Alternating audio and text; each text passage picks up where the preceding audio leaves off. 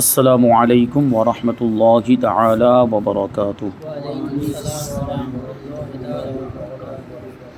نحمده ونصلي ونسلم على رسوله الكريم، اما بعد فاعوذ باللہ من الشیطان الرجیم، بسم اللہ الرحمن الرحیم۔ ان اللہ وملائکتہ یصلون علی النبی یا ایہا الذین آمنوا صلوا علیہ وسلموا تسلیما۔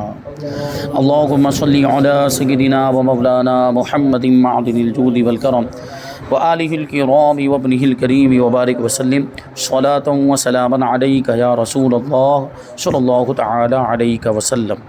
سبق نمبر 24، موت اور قبر کا بیان۔ موت کے بارے میں بہت ساری تفصیل اس سے پہلے والے درس کے آخر میں شامل کی گئی تھی۔ یہاں ہم سوال جواب شروع کرتے ہیں۔ تو پہلا سوال یہ ہے کہ کیا کسی شخص کی عمر بڑھ سکتی ہے یا کم ہو سکتی ہے؟ یعنی یہ ہم جانتے ہیں اور ہمارا عقیدہ بھی ہے کہ ہماری عمر لکھی ہوئی ہے۔ انسان جتنا یہاں دنیا میں زندہ رہنے والا تھا وہ پہلے ہی سے لکھ دیا گیا۔ کسی کی 60 سال، کسی کی 65، کسی کی 70، کسی کی 80، بلکہ کچھ لوگ تو 25 سال کی عمر میں مر جاتے ہیں، کچھ لوگ 20 سال کے، کچھ بچپن ہی میں مر جاتے ہیں۔ یہ سب لکھا ہوا ہے، یہ اللہ تبارک و تعالیٰ کی طرف سے عمریں مقرر ہو چکی ہیں۔ تو اسی کا جواب ہے کہ ہر شخص کی جو عمر مقرر ہے نہ اس سے کم ہو سکتی ہے نہ بڑھ سکتی ہے۔ جب موت کا وقت آئے گا تو انسان نہ اس سے 1 سیکنڈ پہلے مر سکتا ہے نہ 1 سیکنڈ کے بعد مر سکتا ہے۔ جو وقت مقرر ہو چکا ہے اسی وقت میں موت آئے گی اور اسی وقت انسان مر جائے گا، اور موت سے کوئی چھٹکارا نہیں۔ موت سے بچ کر آدمی کہیں بھی نہیں جا سکتا، چاہے وہ بلند و بالا پہاڑ پہ چڑھ جائے یا مضبوط قلعوں کے اندر داخل ہو جائے، بلکہ ہزاروں دروازے وہاں پہ لگا لے، دیواریں بنا لے اور ان دروازوں کو بند کر دے، پھر بھی موت کا فرشتہ وہاں پہنچ جائے گا۔ حضرت عزرائیل علیہ السلام کو اللہ تبارک و تعالیٰ نے یہ طاقت عطا فرمائی۔ ان کو ملک الموت بھی کہا جاتا ہے، موت کا فرشتہ۔ تو وہ کہیں بھی پہنچ سکتے ہیں، کہیں بھی آ جا سکتے ہیں، اللہ نے ان کو ایسی طاقت عطا فرمائی۔ تو سوال ہے کہ جب عمر پوری ہو جاتی ہے تو پھر کیا معاملہ ہوتا ہے؟ عمر پوری ہو جائے گی تو ظاہر سی بات ہے موت آئے گی، تو وہ اس کی کیفیت کیا ہوگی، کیسے ہوگا؟ فرماتے کہ ملک الموت، یہ بھی یاد رکھنا، یہ اس کا تلفظ کچھ لوگ ملک الموت بول دیتے ہیں، ملک الموت نہیں، ملک الموت۔ موت کا معنی جانتے ہیں؟ ملک معنی فرشتہ، ملک الموت کا مطلب ہو گیا موت کا فرشتہ۔ ان کا نام ہے حضرت عزرائیل علیہ السلام۔ یعنی جب عمر پوری ہو جاتی ہے تو حضرت عزرائیل علیہ السلام اس کی جان نکال لیتے ہیں۔ موت کے وقت مرنے والے کے داہنے بائیں جہاں تک نظر جاتی ہے فرشتے ہی فرشتے دکھائی دیتے۔ جب موت کا وقت آ جاتا ہے، جانکنی کا وقت، جس کو نزا کا عالم کہتے ہیں، اب روح نکلنے والی ہوتی، بالکل قریب کا وقت ہوتا ہے، تو اس وقت اس کو فرشتے نظر آتے ہیں، دائیں بائیں ہر طرف فرشتے ہی نظر آتے ہیں، اور اس وقت وہ ایمان بھی لے آتا ہے۔ ہر کوئی اس وقت تقریباً ہر کوئی ایمان، کیونکہ اس کو سب کچھ نظر آ رہا ہوتا ہے، فرشتے دکھ رہے ہوتے ہیں، اور جیسا اسلام میں بتایا گیا بالکل ویسا ہی اس کے ساتھ معاملہ ہو رہا ہوتا ہے، تو اس کو اب یقین ہو جاتا ہے کہ اسلام ہی سچا مذہب ہے۔ لیکن اس وقت اب کوئی اقرار کرے یا اس وقت اب کوئی کافر ایمان لائے تو اس کے ایمان کا اعتبار نہیں ہوگا، اس کا ایمان مانا نہیں جائے گا، اس کو مومن نہیں مانا جائے گا، کیونکہ ایمان لانا ضروری ہے کب؟ نزا کے عالم سے پہلے، جانکنی کے وقت سے پہلے زندگی میں، صحت کے دنوں میں، تندرستی کے ایام میں، جب اس کے سامنے دلائل آئے، جب اس کے سامنے لوگوں نے اسلام کی سچائی اور حقانیت بیان کی، اس وقت ضروری تھا کہ وہ مومن ہو جاتا، مسلمان ہو جاتا۔ اس وقت تو انکار کرتا رہا۔ اب جب فرشتے نظر آنے لگ گئے اور جب یہ سب چیزیں نظر آنے لگ گئی جو اسلام نے بتائی ہے، تو اب ایمان لا رہا ہے، تو ایسی صورت میں اس کا ایمان معتبر نہیں ہوگا۔ تو مرنے والے کو فرشتے ہی فرشتے دکھائی دیتے ہیں۔ اور ایسا دیکھا بھی گیا بعض بزرگوں کو جب ان کا انتقال ہونے لگا یا ان کے انتقال کا وقت قریب آیا تو ان کو فرشتے دکھتے ہیں۔ جیسے ہماری دادی کا ایسا واقعہ ہے کہ جب ان کے انتقال کا وقت قریب آیا تو اکثر وہ یہ کہتے رہتے، دیکھیں یہ کون آئے ہوئے ہیں، یہ دروازے پہ کون لگ آئے ہوئے ہیں، یعنی میری والدہ سے وہ کہتی ہیں یہ دروازے پہ کون لگ، ان کو کہنے چلے جائیں۔ تو یہ اس طرح ان کو دکھتی ہیں مخلوق جو ہم کو نظر نہیں آتی، فرشتے وغیرہ ان کو نظر آتے ہیں جن کا انتقال ہونے والا ہوتا ہے۔ مسلمان کے پاس رحمت کے فرشتے آتے ہیں اور کافر کے پاس عذاب کے فرشتے آتے ہیں۔ اب ظاہر سی بات ہے رحمت کے فرشتے آئیں گے تو رحمت لے کر آئیں گے، اور عذاب کے فرشتے آئیں گے تو ظاہر سی بات ہے عذاب کے معاملات ہوں گے۔ مسلمانوں کی روح کو فرشتے عزت کے ساتھ لے جاتے ہیں اور کافروں کی روح کو فرشتے حقارت اور ذلت کے ساتھ لے جاتے ہیں۔ تو اللہ تبارک و تعالیٰ کا بے پناہ فضل و احسان ہے کہ اس نے ہمیں مومن بنایا، ایمان کی دولت عطا فرمائی اور حضور پاک صلی اللہ علیہ وسلم کی امت میں پیدا کیا، حضور کا چاہنے والا بنایا، حضور کا عاشق بنایا، اور حضور پاک صلی اللہ علیہ وسلم جو بھی دین لے کر آئے، جو مذہب لے کر آئے، اس کو صحیح طور پر ماننے والا ہمیں بنا، یعنی اہل سنت و جماعت میں ہمیں اللہ تبارک و تعالیٰ نے رکھا ہے۔ یہ اس کا اتنا بڑا احسان کہ اس کو سب سے بڑا احسان کہا جائے تو یہ کم نہیں، یہ بجا ہوگا، اور اس کا شکر ہم ادا کرنے کے طور پر اگر پوری زندگی بھی سجدے میں سر رکھ کے گزار دیں، اس کا شکر ادا نہیں ہو سکتا۔ یہ اتنی بڑی نعمت اللہ نے ہمیں عطا فرمائی، تو یہی وہ ایمان ہے جس کی وجہ سے ہم جنت میں جائیں گے، اور یہ سارا اکرام، یہ ساری ہماری تعظیم اور یہ فرشتے جو ہماری تعظیم کریں گے، تو یہ ہمارے ایمان کی وجہ سے اور ہمارے عشق رسول کی وجہ سے ملے۔ جو اعلیٰ حضرت رضی اللہ تعالیٰ عنہ نے جو ایک شعر کہا کہ نکیرین کرتے ہیں تعظیم میری، نکیرین مطلب جو فرشتے جو قبر میں آتے ہیں سوال کرنے کے لیے، ان کے بارے میں کہتے ہیں اعلیٰ حضرت کہ نکیرین کرتے ہیں تعظیم میری۔ کیوں کرتے ہیں؟ میرے اندر کچھ نہیں ہے۔ فرماتے ہیں دوسرے مصرے کے اندر، نکیرین کرتے ہیں تعظیم میری، فدا ہو کہ تجھ پہ یہ عزت ملی ہے۔ یعنی ہم آپ پر فدا ہوئے، ہم آپ کے عاشق بنے، ہم نے عشق رسول کا چراغ اپنے دلوں میں روشن کیا، تو فرشتے بھی ہماری تعظیم کرتے ہیں۔ اور ایمان کی جان تو عشق رسول ہی ہے۔ تو یہ چیز اللہ تبارک و تعالیٰ نے ہمیں عطا فرمائی، تو اللہ سے دعا کرتے رہنا چاہیے کہ اللہ تعالیٰ ہمارے ایمان کی سلامتی عطا فرمائے، ایمان کی حفاظت اللہ تبارک و تعالیٰ فرمائے۔ تو یہ بہت ہی یہ بنیادی چیز ہے، ایمان ہے تو سب کچھ ہے، ایمان نہیں تو پھر کچھ بھی نہیں۔ اگر کوئی کافر ہے، اب وہ ہزاروں نیک عمل کر لے، لاکھوں اچھے کام کر لے، کچھ بھی کام آنے والا نہیں ہے۔ جو بھی کام آئے گا وہ عشق رسول اور ایمان کی دولت ہے۔ آگے سوال ہے کہ روح کیا چیز ہے؟ روح، اس سے پہلے بتایا گیا تھا کہ روح کا جسم سے الگ ہو جانا، اسی کو موت کہا جاتا ہے۔ تو اب روح ہے کیا؟ جس کو ہم لوگ عام طور پر جان کہہ دیتے ہیں، کہ جان ہوتی جسم کے اندر جان، اس کو روح کہتے ہیں۔ فرماتے کہ روح امر ربی ہے، یعنی اللہ تعالیٰ کی جانب سے ہے۔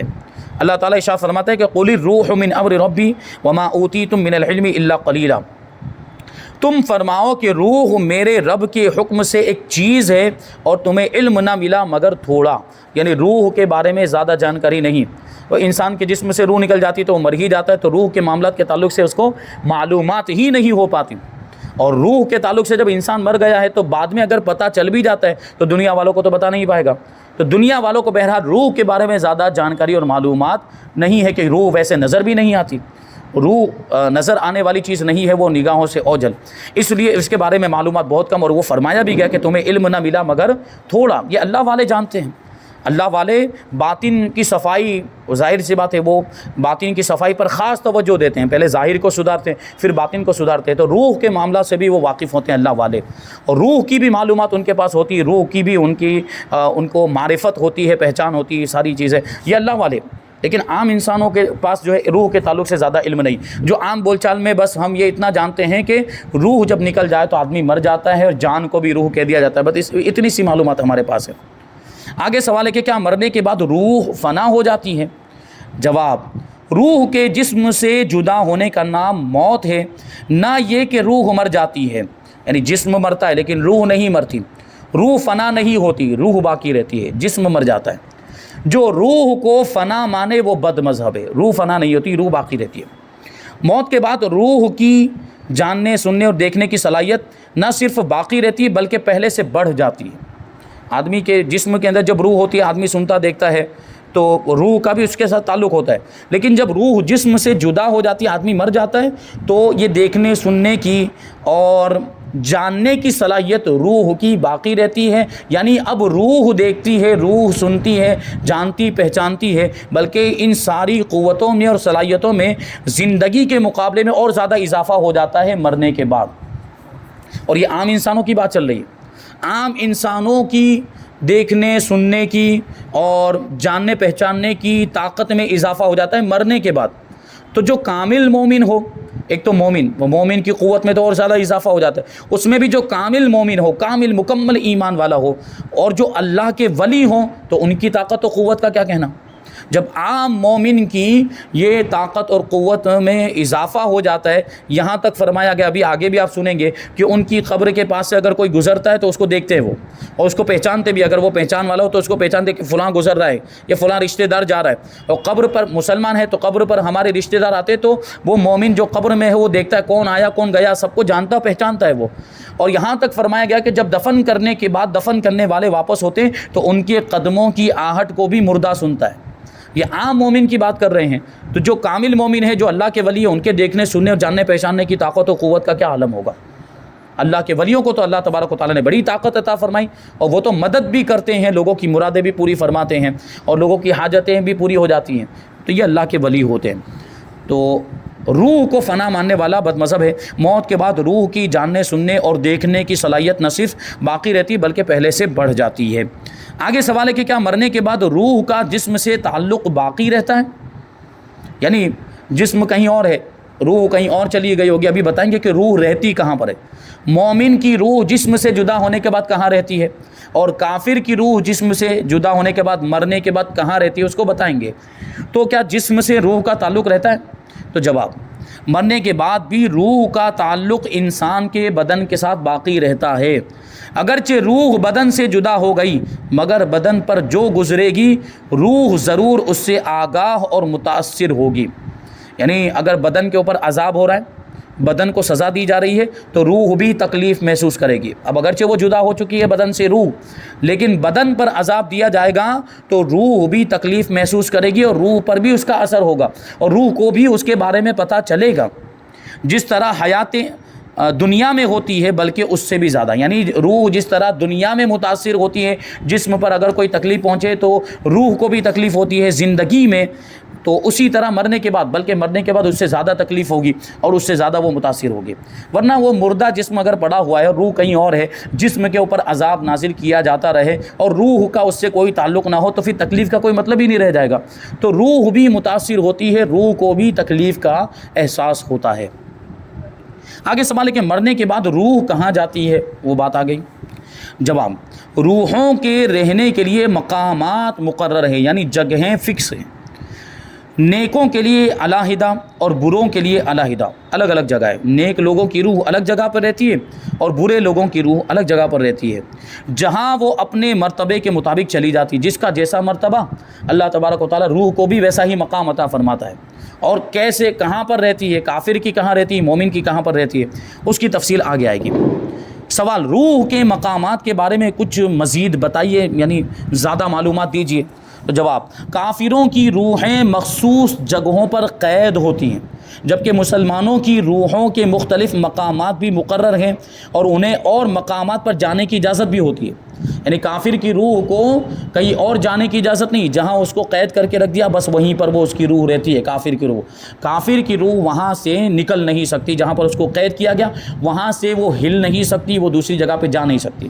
جبکہ مومن کی روح ایک مخصوص جگہ پہ رکھی تو جاتی ہے، لیکن اللہ تعالیٰ اس روح کو طاقت عطا فرماتا ہے، وہ روح سفر بھی کرتی ہے، وہ جہاں چاہے جا بھی سکتی ہے، اس کو اجازت بھی ہوتی ہے۔ اور ہم نے سنا بھی ہوگا، روایتوں میں بھی آیا ہے کہ جمعرات اور کچھ ایسے مخصوص ایام ہوتے ہیں، برکت والے دن ہوتے ہیں، ان دنوں میں روحیں اپنے گھر پر بھی آتی ہیں اور وہ دیکھتی ہیں کہ میرے گھر والے میرے لیے ایصال ثواب کر رہے ہیں کہ نہیں کر رہے ہیں، میرے لیے کچھ پڑھا، میرے لیے کچھ کھانا نیاز وغیرہ یہ تقسیم کر رہے ہیں کہ نہیں کر رہے ہیں، یہ دیکھتی ہے روحیں۔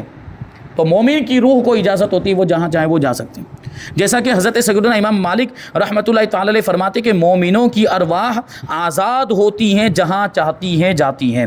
نبی کریم صلی اللہ علیہ وسلم نے فرمایا کہ مومنین کی ارواح سبز پرندوں کی شکل میں ہوتی ہے، سبز پرندوں کے قالب میں ہوتی ہے، یعنی ان کو سبز پرندوں کا جسم دے دیا جاتا ہے، وہ سبز پرندے بن جاتی ہیں اور جنت میں جہاں چاہے وہ سیر کرتی ہیں۔ مومن ایمان والوں کی روحیں جنت میں بھی جا سکتی ہیں اور جنت میں وہ سیر بھی کرتی ہے۔ تو عرض کی گئی، اور کافروں کی روحیں کہاں رہتی ہیں؟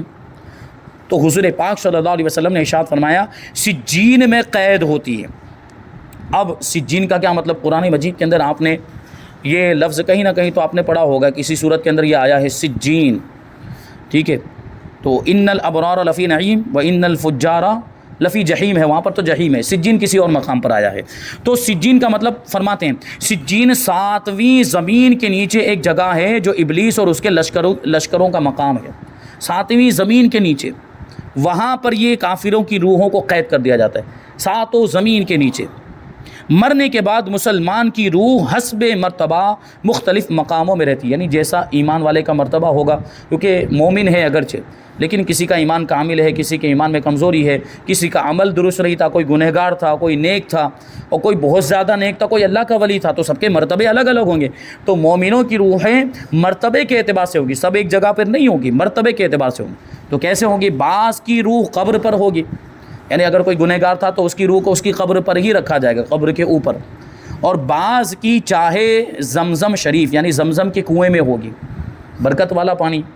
تو بعض مومنین جن کا مرتبہ تھوڑا زیادہ ہوگا تو وہاں زمزم کے کنویں میں ان کو رکھا جائے گا، ان کی روح کو، اور بعض کی آسمان و زمین کے درمیان ہوگی، اور بعض کی پہلے آسمان پر، بعض کی دوسرے آسمان پر، بعض کی ساتویں آسمان تک، یعنی جیسا مرتبہ ویسی بلندی ملے گی، ویسا مقام ملے گا۔ اب مرتبہ بڑھا تو پہلے آسمان مل جائے گا، اور مرتبہ بڑھا تو دوسرا آسمان، اس طرح بڑھتے بڑھتے بعض لوگوں کی روحیں ساتوں آسمان تک پہنچ جائے گی، اور ساتویں آسمان پر ان کی روح رہے گی۔ بلکہ کہتے ہیں کہ بعض کی تو آسمانوں سے بھی اوپر، آسمانوں سے بھی بلند ہوں گی، اور بعض کی روحیں تو عرش کے نیچے قندیلوں میں ہوں گی، قندیلوں کے اندر رکھی جائے گی۔ جو قندیل، جو ہم مثال کے طور پر سمجھاؤں، پرانے زمانے کے اندر وہ قندیل، اس میں جو ہے کہ شمع رکھ کے، موم بتی رکھ کے اس کو جلایا جاتا تھا، وہ پرانے زمانے میں وہ شیشے کا بنا ہوا ہوتا تھا۔ تو اس انداز میں عرش کے نیچے وہ قندیلیں ہوں گی، اور ان کے اندر یہ ایمان والوں کی روحیں رکھی جائے گی جو بلند مرتبے والے ہوں گے۔ اور بعض کی تو اعلیٰ علیین میں ہوگی، اعلیٰ علیین اس سے بھی بلند مقام، عرش سے بھی اونچا مقام۔ مگر کہیں بھی ہو، اپنے جسم سے ان کا تعلق بدستور باقی رہتا ہے۔ جو کوئی قبر پر آئے اسے یہ دیکھتی ہیں اور پہچانتی بھی ہیں، اس کی بات سنتی ہیں، بلکہ روح کا دیکھنا قرب قبر ہی سے مخصوص نہیں، یعنی اگر کوئی قبر کے پاس آئے اسی کو دیکھے، یا قبر کے پاس آ کے کچھ پڑھے یا بولے اسی کی بات سنے، ایسا نہیں، بلکہ اگر کوئی دور سے بھی اس کو پکارے تو وہ روح سنتی ہے۔ جو کوئی قبر پر آئے اسے دیکھتی پہچانتی ہے، تو قبر کے پاس ہونے ہی سے یہ بات مخصوص نہیں ہے، بلکہ اگر کوئی دور سے بھی کوئی آواز دیتا ہے روح کو تو وہ روح سنتی ہے۔ اس کی مثال حدیث میں یہ فرمائی کہ ایک طائر یعنی پرندہ پہلے قفس یعنی پنجرے میں بند تھا، اور اب آزاد کر دیا گیا، یعنی موت کے بعد وہ جسم کے پنجرے سے وہ روح آزاد ہو گئی، اب وہ جہاں چاہے جاتی آتی ہے اور سب کی باتیں سنتی ہے۔ روح، یہ مومن کی روح کی بات چل رہی ہے۔ لیکن کہتے ہیں کافروں کی خبیث روحوں کے بھی مقام مقرر ہیں، ناپاک روحیں بھی مخصوص مقامات میں اور مخصوص جگہوں میں رہتی ہیں، وہ آزاد نہیں گھومتی، بلکہ ان میں بعض کی روحیں ان کے مرگھٹ پر، یعنی جہاں وہ مر گئے، جہاں ان کو جلا دیا گیا وہاں پر رہتی ہیں، یا قبر پر رہتی ہے۔ یعنی کافروں میں اگر کوئی ایسا ہے کہ جس کو دفنایا گیا، جیسے کہ جو گستاخ رسول، وہ بھی کافر ہے، وہ تو بدترین کافر ہے، جو حضور کی شان میں گستاخی کرے وہ بدترین کافر، تو اگرچہ اپنے آپ کو مسلمان کہتا رہا ہو لیکن حضور کی شان میں گستاخی کرنے کی وجہ سے جہنمی ہے، تو وہ بظاہر مسلمان ہونے کی وجہ سے ان کو دفن بھی کیا جاتا ہے۔ تو ایسے کافر کی روح اس کی قبر پر رہتی ہے۔ اور بعض کی چاہے برہوت میں، یمن میں ایک نالا ہے، یعنی ایک وادی، وہاں گندگی ڈالی جاتی ہے، ملک یمن کے اندر یہ ایک نالا ہے، وہاں سب پورے شہر کی اور آس پاس کی ساری گندگیاں لا کے اس میں ڈالی جاتی، سب ناپاکیاں اور سب نجاستیں اس میں ہوتی ہے۔ تو یہ کافر، بعض کافروں کی روحیں اس نالے میں رہیں گی، یعنی جیسے فرمایا کہ بعض مومنین کی روحیں زمزم کے کنویں میں رہیں گی، تو اس کے مقابلے میں جو خبیث کافر ہوں گے ان کی روحیں وہ اس ناپاک جگہ میں ہوں گی، جو چاہے برہوت جس کو کہا جاتا ہے، جو یمن کے اندر ہے۔ بعض کی پہلی، دوسری، ساتویں زمین تک، یعنی پھر جیسا وہ کافر ہوگا، جیسا بدترین کافر ہوگا، تو اگر وہ کافر تھوڑا کم درجے کا ہے تو پہلی زمین پہ اس کو رکھا جائے گا، اس کی روح کو، اور کسی کی دوسری زمین، کسی کی تیسری، پہلی دوسری یہ نیچے جانے کے اعتبار سے، یعنی اوپر والی جو زمین وہ پہلی، اس کے نیچے والی زمین دوسری، اس کے نیچے والی زمین تیسری، ایسے چوتھی، پانچویں، چھٹی اور ساتویں، یعنی جتنا بدترین کافر ہوگا اتنا ہی اس کو اندر دھسایا جائے گا، اور اتنا ہی اندر نیچے کی طرف اس کی روح کو رکھا جائے گا، یہ عذاب ان کو ہوگا۔ اور بعض کی اس کے بھی نیچے سجین میں ہوگی، یعنی ساتوں زمین کے نیچے یہ سجین جو جگہ ہے وہاں پر رکھی جائے گی، اور وہ کہیں بھی ہو جو اس کی قبر پر یا مرگھٹ پر گزرے اسے دیکھتی پہچانتی، بات سنتی ہے، مگر کہیں آنے جانے کا اختیار نہیں کہ ان کو قید کر دیا گیا، یعنی کافروں کی روحوں کو قید کر دیا گیا، کافروں کی روح ادھر ادھر آ جا نہیں سکتی، ایمان والوں کی روحیں آزاد ہوتی ہیں، وہ جہاں چاہے آ جا سکتی ہیں۔ اچھا، یہ تو انسانوں کی روحوں کا تذکرہ ہو گیا، کافر انسان اور مومن انسان کی روحوں کے مقامات بتا دیے گئے۔ جانوروں کی روحوں کا کیا معاملہ ہوگا؟ اسی کے تعلق سے سوال ہے کہ جانوروں کی روح کہاں جاتی ہے؟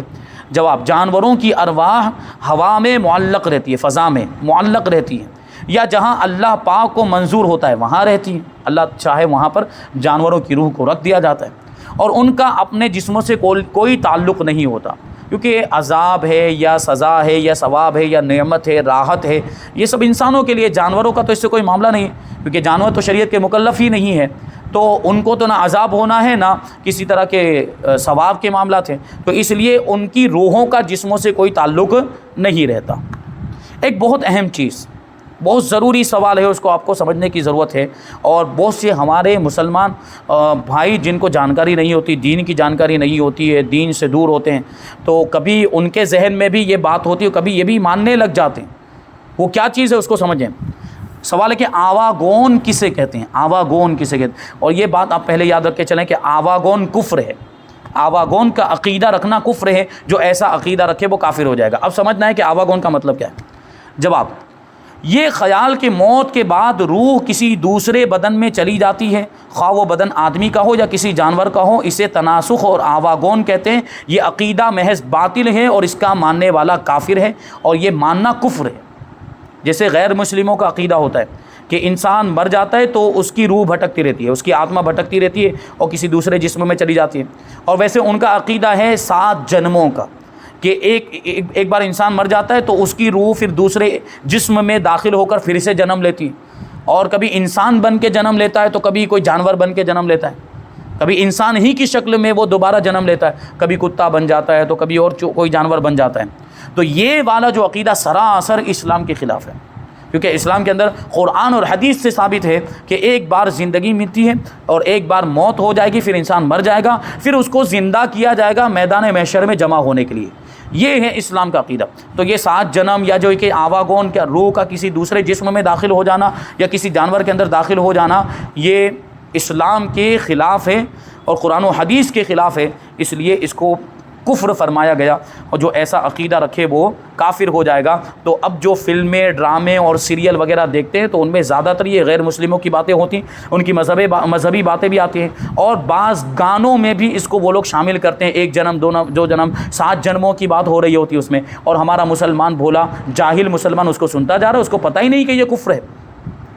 اور ظاہر سی بات، وہ گانا سن رہا ہے تو خوش دلی کے ساتھ سن رہا ہے، خوش ہو رہا ہے اس کو، یعنی اس پر رضامندی بھی، اگرچہ اس کو معلوم نہیں، جہالت، اور دارالاسلام میں جہالت عذر نہیں ہے، تو اگرچہ وہ جاہل، اگرچہ اس کو نہیں معلوم ہے کہ یہ کفر ہے، لیکن پھر بھی اس پر حکم کفر ہوگا، کیونکہ وہ تو خوشی کے ساتھ اگر سنے اور فوراً ناراضگی کا اظہار کر دے، فوراً بیزاری کا اظہار کر دے، یعنی اس کو پتہ چل گیا کہ یہ کفر ہے، فوراً بیزاری کا اظہار کرنا لازم اور ضروری ہے، تب کفر کا حکم نہیں ہوگا۔ لیکن وہاں تو خوش ہو رہے ہوتے ہیں سن کر، وہ مزے لے رہے ہوتے ہیں، انجوائے کر رہے ہوتے ہیں، یہ بات کہی جاتی ہے نا، گانا سن کر انجوائے کرتے ہیں، تو کفر کا حکم ہوگا وہاں پر بھی۔ توبہ لازم ہے، تجدید ایمان، نکاح والے ہیں تو تجدید نکاح لازم ہے، مرید بنے ہیں تو پھر سے بیعت کرنی پڑے گی۔ تو یہ اتنا سخت حکم ہے، اور ہمارے مسلمان بھائی اس پر توجہ نہیں دیتے۔ اکثر گانوں کے اندر کفریات، اتنے زیادہ کفریات ان لوگوں نے داخل کر دیے ہمارے ایمان کو تباہ اور برباد کرنے کے لیے، یہ ان کی سازش ہے۔ تو ہمارے پاس ایمان کی قوت، یہ سب سے بڑی طاقت، یہ اگر چلی گئی تو پھر مسلمان کوئی حیثیت نہیں رکھتا، پھر اس کو جو چاہے کریں، آپ اس کو مار دیں، کاٹ ڈالیں، اس کو ہرا دیں، اس کو شکست دے دیں، یہ بہت آسان ہو جاتا ہے ایمان ختم ہو جانے کے بعد۔ اور ایمان ہے ہی نہیں تو پھر وہ مسلمان رہا ہی کہاں سے؟ وہ تو پھر ایک کافر سے بھی بدتر ہو جاتا ہے، جو مسلمان ہونے کا دعویٰ کرے اور یہ کفر اختیار کرے تو وہ مرتد کہلاتا ہے، اور مرتد کو فرمایا گیا کہ یہ کافر کی بدترین قسم ہے۔ بہرحال تو اس پر توجہ دینے کی ضرورت ہے۔ اگر ہمارے دوست احباب یہ کام کر رہے ہوں، گانے وغیرہ سنتے ہوں، تو ان کو روکا جائے، ان کو نصیحت کی جائے، بتایا جائے کہ ان میں کفریات بھرے ہوتے ہیں، اور خاص طور پر وہ گانے جس میں کسی اسلامی چیز کو داخل کیا گیا ہو، کسی اسلامی چیز کا نام آ رہا ہو، نماز کا آ رہا ہو یا طواف کا، یا ایسی کوئی بھی بات آ رہی ہو، وہ گانا تو ہرگز ہی نہیں سننا چاہیے۔ اس میں کچھ نہ کچھ ایسی بات ضرور داخل کرتے ہیں وہ لوگ کہ ہمارا ایمان برباد ہو جائے۔ بہرحال آگے منکر نکیر کے بارے میں کہ منکر نکیر کسے کہتے ہیں اور قبر کے سوالات اور قبر کے سوالات میں کامیاب ہونے والے مسلمانوں کے ساتھ کیا کیا جائے گا اور کافروں کے ساتھ قبر میں کیا سلوک کیا جائے گا، اور بھی قبر کے تعلق سے بہت ساری معلومات، اور ان ساری چیزوں کو انشاءاللہ ہم آئندہ درس میں شامل کریں گے۔ اللہ تبارک و تعالیٰ کی بارگاہ میں دعا ہے کہ جو کچھ بھی بیان ہوا اس پر ہم سب کو عمل کرنے کی توفیق عطا فرمائے۔ وما علینا الا البلاغ۔ السلام علیکم۔